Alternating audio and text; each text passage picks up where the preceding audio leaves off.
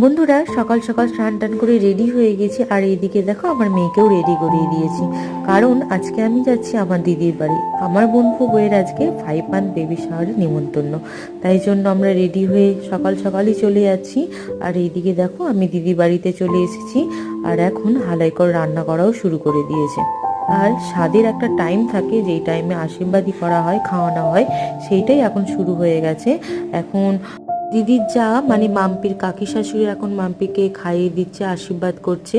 আর এইদিকে দেখো আমার মেয়ে মাম্পির কোলে গিয়ে বসে পড়েছে, আর এখন দিদি আশীর্বাদ করছে।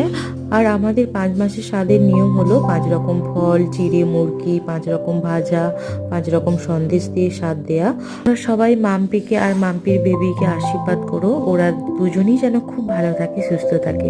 আবার আমি স্বাদের ভিডিও নিয়ে পরের শর্টসে আসছি। তোমরা সবাই ভালো থেকো, সুস্থ থেকো। ধন্যবাদ।